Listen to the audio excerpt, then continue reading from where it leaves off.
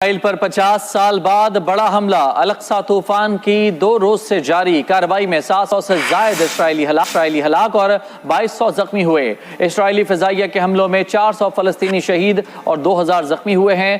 Hamas کے ہاتھوں درجنوں اسرائیلی شہری یرغمال ہیں۔ حملوں میں 700 اسرائیلی ہلاک ہو چکے ہیں جبکہ زخمی 2200 سے زیادہ ہیں، جن میں سے متعدد کی حالت نازک ہے۔ شہید فلسطینیوں کی تعداد 413 ہو گئی ہے، 2300 زخمی ہیں۔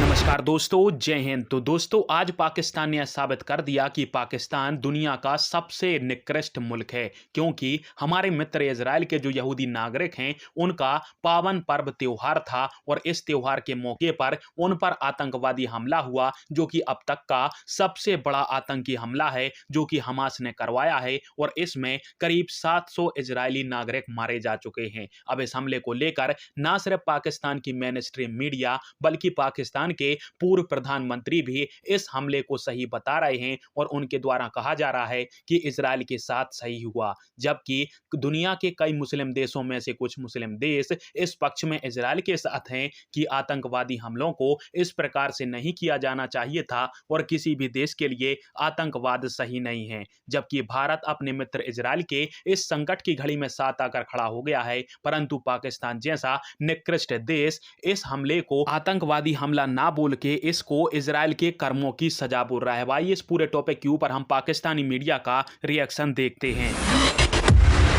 اسرائیل پر 50 سال بعد بڑا حملہ، الاقصی طوفان کی 2 روز سے جاری کارروائی میں 700 سے زائد اسرائیلی ہلاک اور 2200 زخمی ہوئے۔ اسرائیلی فضائیہ کے حملوں میں 400 فلسطینی شہید اور 2000 زخمی ہوئے ہیں۔ حماس کے ہاتھوں درجنوں اسرائیلی شہری یرغمال ہیں۔ اعزاز چودھری صاحب ہمارے ساتھ ہیں۔ اعزاز چودھری صاحب، سب سے پہلے تو ہم ذرا سمجھنے کی بھی کوشش کریں گے، مشرق وسطیٰ کی صورتحال کبھی آئیڈیل نہیں رہی، ہم یہ نہیں کہہ رہے کہ ایک دم سے خراب ہو گیا، کبھی بھی آئیڈیل نہیں تھی، لیکن حالیہ واقعات کے بعد تو باقاعدہ ایک جنگ جو ہے وہ چھڑ گئی ہے۔ اسرائیل اور فلسطین دنیا میں دونوں کے حامی اور مخالف بلاک جو ہیں وہ ڈیفینیٹلی موجود ہیں۔ کیا عالمی سطح پر ایک ڈویژن آپ کو نظر آ رہی ہے فار اینڈ اگینسٹ؟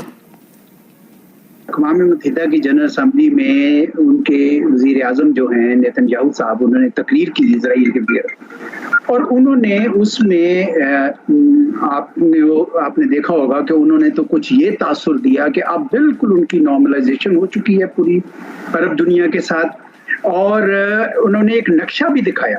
اگر آپ اس کو غور کریں تو اس نقشے میں انہوں نے فلسطین کی جو 2 ٹکڑے ہیں ریاست کے، دریائے اردن کے مغربی حصے میں اور غزہ پٹی، دونوں غائب تھے، تو اس سے یہ تاثر ابھر رہا تھا کہ جیسے اب وہ جسے کہتے ہیں نا کہ ایک نیا مڈل ایسٹ دیکھ رہے ہیں۔ انہوں نے کہا بھی ہم نیا مڈل ایسٹ میں دیکھ رہے ہیں۔ تو میرے خیال میں یہاں اس فلسطینیوں میں، خصوصاً حماس میں، یہ تاثر ابھر گیا کہ یہ تو لگتا ہے کہ منصوبہ بندی سے ہماری ریاست بھی ختم کر دیں گے۔ تو یہ خاصی بڑی اشتعال انگیزی تھی، اور یقیناً ایک سرپرائز انہوں نے دی۔ سرپرائز اس طریقے سے کہ دنیا تو ساری وہ جو عمل تھا، پیس پروسیس، اس پہ لگی ہوئی تھی، تو ایسے میں حماس نے ان پہ جو انہوں نے مناسب سمجھا انہوں نے وہ وار کیا۔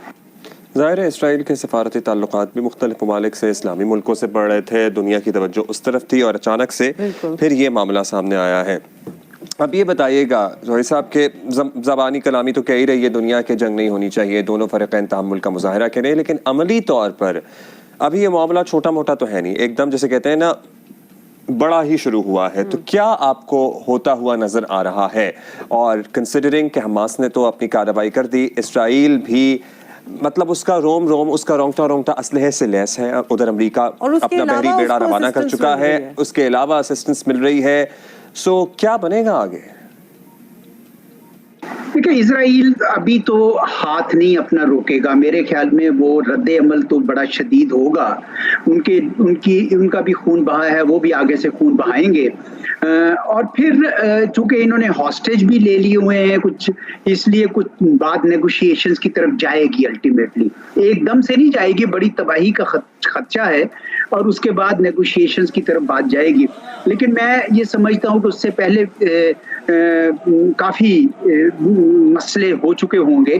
میں کوئی بہت بڑی جنگ تو نہیں دیکھ رہا، لیکن یہ ضرور میں دیکھ رہا ہوں کہ بہت ہی شدید قسم کی خون ریزی کا खतरा है मुझे जो नजर आ रहा है। हमलों में 700 इसराइली हलाक हो चुके हैं जबकि जख्मी 2200 से ज़्यादा हैं जिनमें से मुतादिद की हालत नाजुक है। शहीद फ़लस्तीनियों की तादाद 413 हो गई है, 2300 ज़ख्मी हैं। इसराइली फ़ौजी तर्जुमान का कहना है कि गाज़ा के करीब 7 से 8 मकामात पर लड़ाई जारी है। 4 जंगी डिवीजन्स को जनूब में तैनात किया गया है जो कि सिक्योरिटी के क़याम में तवक्को से ज़्यादा वक्त ले रहे हैं। इसराइली फ़ौजी तर्जुमान का कहना है कि हमास के कुछ जंगजू अब भी इसराइल में दाखिल हो सकते हैं। 130 से ज़ायद इसराइली गिरफ्तार हैं। इसराइल में तल अवीव समेत मुख्तलिफ इलाकों में शहरियों ने खुराक ज़ख़ीरा करना शुरू कर दी है। इसराइली शहर अशकलोन पर तकरीबन 100 रॉकेट दागे गए जिनमें से कुछ ने हदफ को निशाना बनाया।